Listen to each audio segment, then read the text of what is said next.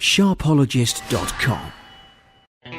You're listening to Wet Shaving Talk, powered by Sharpologist.com, where we're dedicated to preserving the art and skill of classic shaving. I'm your host, Joe Borelli, and today is February 12th, 2025.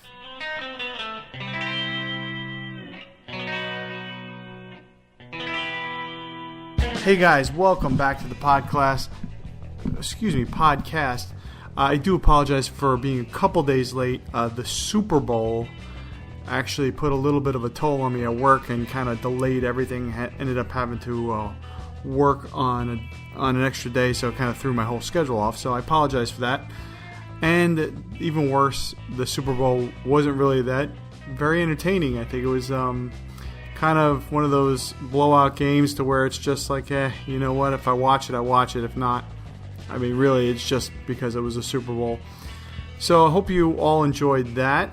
For those of you listening outside the United States, the Super Bowl is usually a pretty big event for us here. It's kind of like a national holiday, including the Monday after, which happens to be the number one call-out date in the United States. Most, believe it or not, more people call out that Monday than any other day of the year.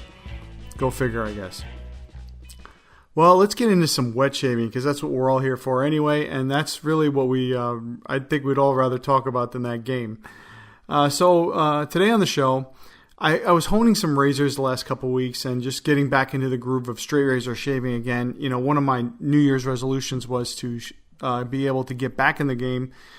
Usually for myself, during the holiday season, I kind of stop with the straight razor and I kind of go to more of a safety razor or like something along the lines of that, usually one blade or safety razor, just because of convenience and for time, because I'm usually rushing a little bit more than usual during that time. And then I like to get right back into straight razor shaving again. So doing that, so I had to hone up some of my razors, touched them up, had some fun with that. A friend asked me, why do I wet shave? And it's a question that I haven't gotten in a while, and I'd like to answer it here on the show and see if you guys have any other thoughts as well. So feel free to email me if you do. Carr Shaving currently not accepting U.S. orders. So if you are looking for a Carr razor and wanted to purchase one recently, you would have to hold off on it for right now. There is a backlog of about 6 to 8 weeks to get an order anyway, but right now they're not accepting orders from the United States. I'll tell you why. Leaf Shaving is a brand new brush and really interesting shaving bowl, which I thought was really cool. I love the design of it. I think it probably will enhance your shave, if not really work well, because of the way it was designed with the ridges inside. I'll tell you a little bit about that and why I think it would work. So I received a new synthetic shaving brush from The Art of Shaving, and I'll tell you my thoughts on that. I'll give you a little bit of I guess a spoiler, not too impressed. And thoughts and prayers for Rudy from Rudy Vay. If you're familiar with the brush maker, longtime brush maker, had a little health problem, but we'll talk about that and give him our salute from the podcast as well. So without further ado, guys, let's get on with the show. So over the last 2 weeks, I've been really getting back into my old routine of just wet shaving and having some fun with it. You know, after the holidays, again, I've mentioned this many times before over the years, being a retail manager, which I have been for the last, actually, believe it or not, this is my 20th year of being a manager in retail, which is something I really couldn't believe. Actually, I think it's been longer than 20 years. But yeah, it's been 22 years of being a manager in retail, and then also being in retail, it's been we're coming close to the 27, 28 mark. So the holiday season tends to be the busiest time of the year for me. It tends to be a lot of routine changes and stuff like that. You know, for example, I love shaving with a straight razor. It does take a little bit more time, but more importantly than that, it takes maintenance, right? For me to take the extra 15 to 20 minutes a day to do it, it's kind of hard because usually I'm running in and out. Also during this time of the year, during the holidays, I usually don't go into do a lot of exercise and stuff like that. I'm more along the lines of just work. You know, and my dedication to my work starts from November and ends at really January 1st. So for me, I got to get back into some honing some razors that I usually use had some fun with them. I had my Heart Steel. I touched a couple of them up. And I rehoned my Dovo, the one I've had for over 10 years now. It's about actually 14 years I've had this razor. And still is my daily driver for the most part. It's the razor out of all my razors I've ever owned that I've used the most. Touched it up, got it really nice and shaved up well. So I've been having a great week with that. I actually was able to get in contact with Lynn Abrams. I haven't spoken to him in a few years. I just sent him a message, see how he's doing, and talk about a couple razors and stuff. And it was really good. He responded right away, and we had a good little conversation. So I'm glad that I'm getting back into the game and that. Checked out the forum, Straight Razor Place, and all that, just to look at the straight razor world. And as usual, really not much has changed because the designs haven't really changed since to be honest, since probably the 1930s. I think the razors have been at their best, and they just most producers continue to, pump out some really good ones.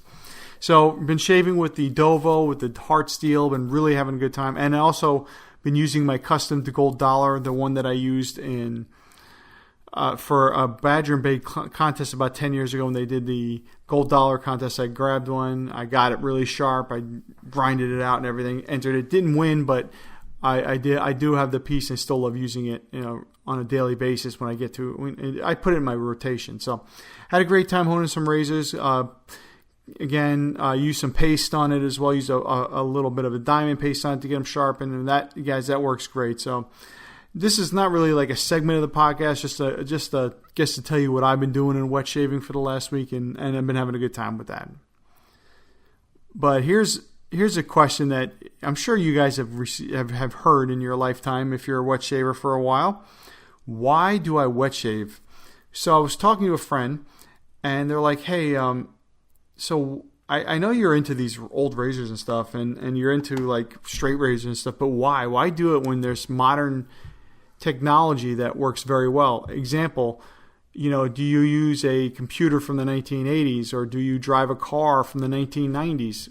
In fact, I kind of do I do have a 1990s car. It's not my daily driving car, but it is a hobby of mine.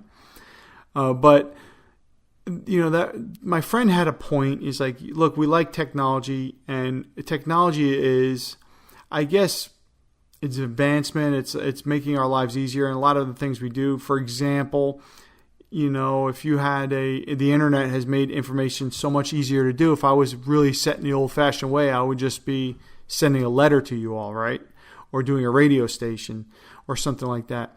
So I understand where that point came, but my response was I'm into wet shaving not because I'm not into technology or I'm resistant to change. I'm into it because I like the nostalgia of it, and it's a hobby of mine. It's kind of like driving a muscle car in today's world. It's not really like your daily driver, but or the car you can drive to work every day, or something you take on trips, but it's something that you use because you like it. And that's where I guess it comes to be like a hobby. So what I explained to him is, he said, why do I wet shave? I said, one, I do get better shaves. It is true. All right, we do get better shaves, and the reason being is it's one blade. It's not going underneath the skin, and I explained that to this friend as well. And it also doesn't leave me irritation. It doesn't shave as close or underneath the skin to the point where it's going to cause ingrown hair. So I enjoy the wet shaving aspect because it's better for my skin, my personal situation. Can I get good shaves out of a Fusion or out of a Mach 3? Yeah, I can, but that's because I know how to lather and prep, I think. That has a lot to do with it as well. And I told him it's more like a hobby and way of life, I guess, now, because now I have not gone back. I don't use electric razor or anything like that. I primarily use, our stuff, our single edge razors, DE razors, and straight razors primarily. So the answer to you all, why do I wet shave, is because I think it's fun. I think it's a great hobby to get into. I think it's a relatively inexpensive hobby to get into. For example, you can get great razors for under $50. You can get a razor that's going to shave well for under $20. And really the most expensive, hard to find pieces are just around the $1,000 mark, right? There's nothing really in the tens of $1,000s or anything like that. So if you're into sports cars or watches, you are going to save yourself lots of money by wet shaving. You can get the best of the best for a fraction of the average Rolex watch or the average Porsche 911, which are the two biggest collectibles out there, luxury collectibles out there. Right? Believe it or not, I've read about that. So that's why I wet shave. It's fun, it's great, and you can really get into it for not a lot of money, but it will not save you money. So if you say to somebody, hey, I got into wet shaving because it's going to save me money, yeah, no way that's saving you money if you're in a hobby, because I am not saving money from wet shaving. At least the first few years I wasn't. Now lately I don't purchase as much, but I have a lot of stuff that I've purchased, and I just can't believe the amount of soaps I have. I've only bought maybe 3 to 5 soaps in the last year, and I am nowhere near finishing my collection. I'm like actually getting worried about it, and it gives me anxiety from having so much stuff. Even, it's not expensive stuff. It's just over the years, wet shaving for 10, 11, 12 years, you buy 3 to 5 soaps a year, and you don't use them up. It adds up, right? You have 50 or 60 soaps by that time. So, yeah, it's a hobby, it's a way of life, but it's really fun, and it's something that I just always enjoy doing, and hence why I do a podcast, write articles, and continue to collect. So Carr Shaving recently announced that they are not going to take U.S. orders for temporary reasons because of the tariffs imposed from us to them. So they are holding off on orders for right now, but I believe that will probably change because I'm not sure what's going on with those tariffs. But as of right now, they're not taking U.S. orders. Now, if you did place an order prior to that, to the announcement of February 5th or 2nd or whatever it was, then your order will be fulfilled and shipped, right? He'll do that. But prior to that, if after that, they're not going to take an order, at least for the time being. I guess, one thing you got to remember, it's smaller businesses, they get worried about that kind of stuff. Now, there are ways to get around it, and you guys know it. There are a lot of places that have, that you can get somebody from Canada to ship it to you. You can get, take your chances with that. You can use a different address or use a shipping hub and stuff. That's what a lot of people do from other countries in the United States.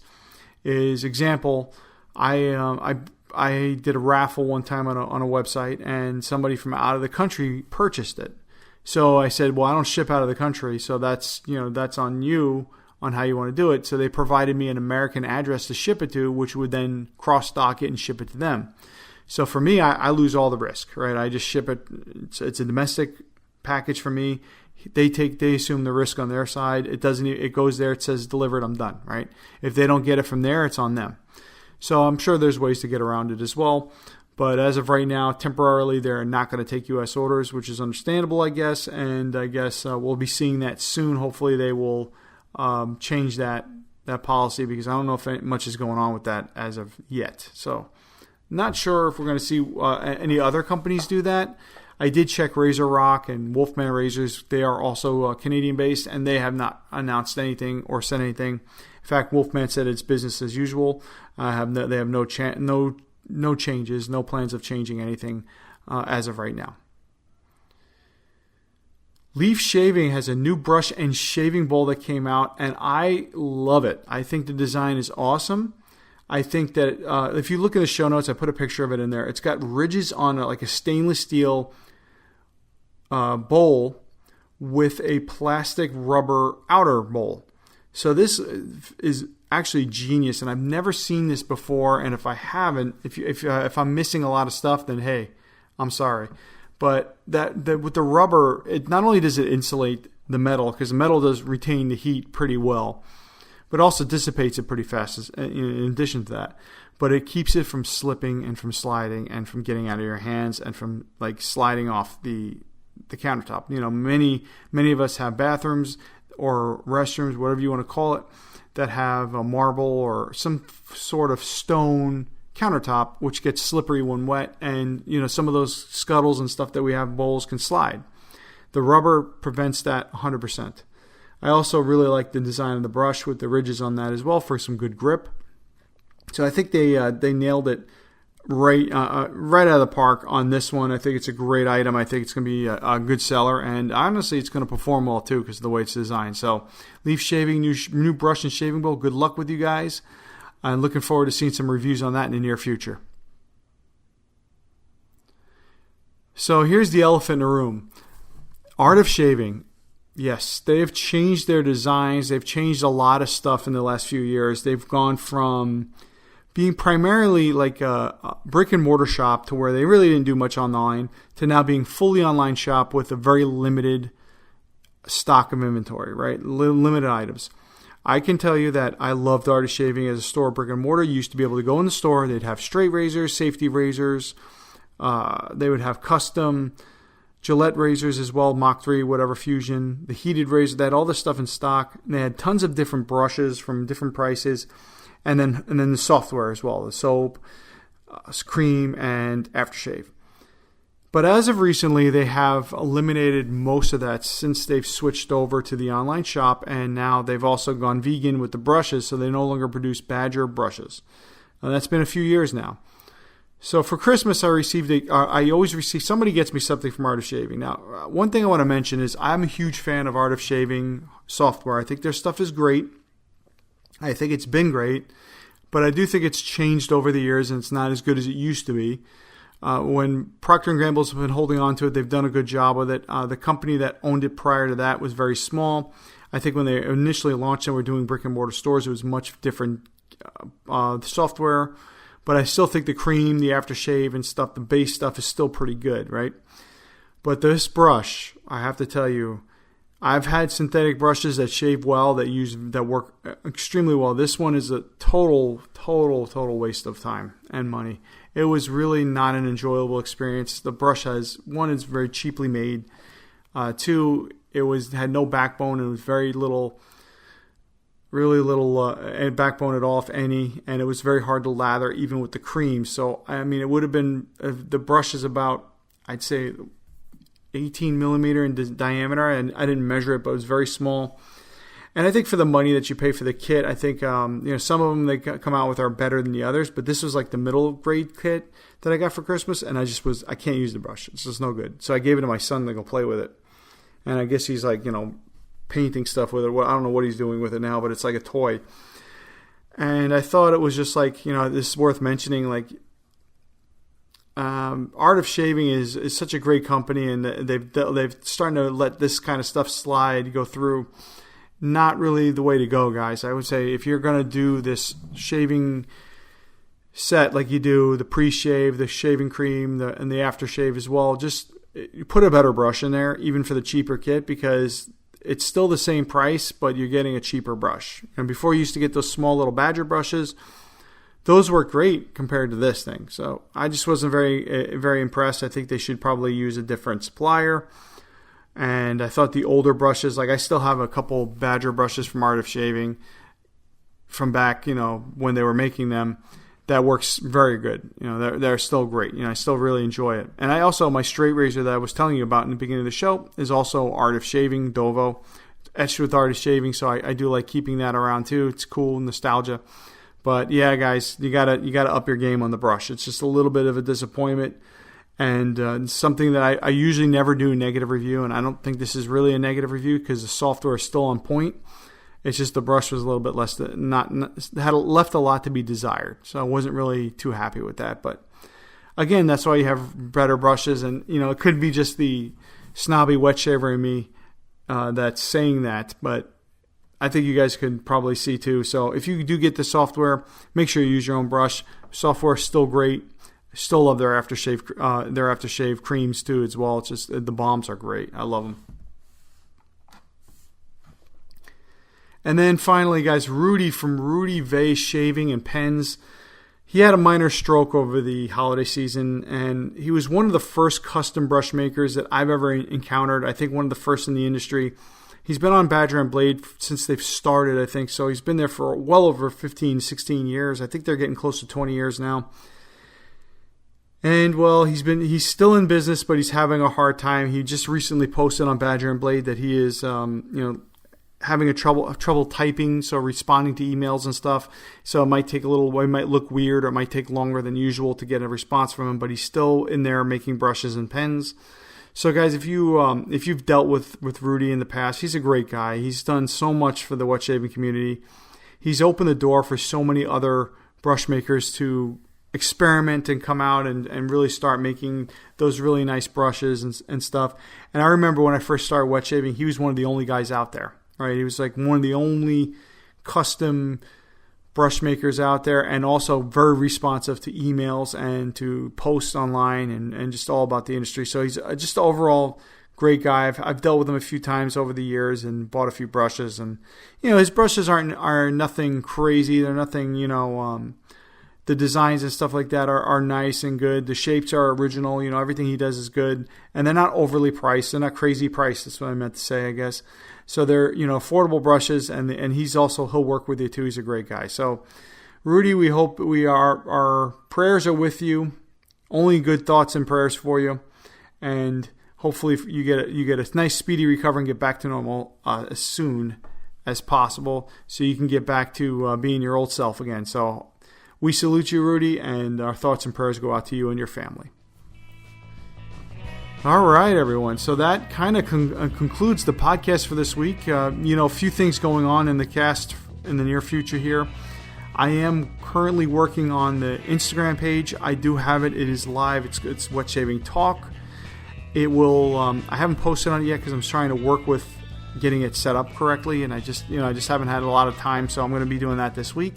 So be on the lookout for that. The next show I will post the link to get to that page, and what I'll do is I'll just post some stuff during the week, and I'll post the shows as well on there and stuff just to give you guys like a little place to go to see some things. And of course I'll keep it open for comments, and it'll be a public page, so you can definitely go on there whenever you want. You don't even have to sign up or whatever, or follow the account either if you don't want to. I'm not really the keenest on social media, but I am learning. I do have some contacts that will help with social media and stuff like that, so I'm going to learn a little bit more about it and see if I can manage that site as well. And that's really, about it. I got some stuff working on for the wet shaving world here. I'm working on also a sales page, so I'm going to sell some used stuff, some pre-owned wet shaving stuff in the near future, some of the stuff that I don't use anymore or that I've used and reviewed, and I just want to let go for a really good price. You'll be seeing that too, so I'll be doing a link like a little bit to my eBay page here in the near future. So a lot of good stuff coming up. Remember, we're celebrating the 10th year anniversary of the cast. That'll be in November, so looking forward to doing a special edition show for that as well. Remember, our show is powered by Sharpologist.com, what your father didn't teach you about shaving.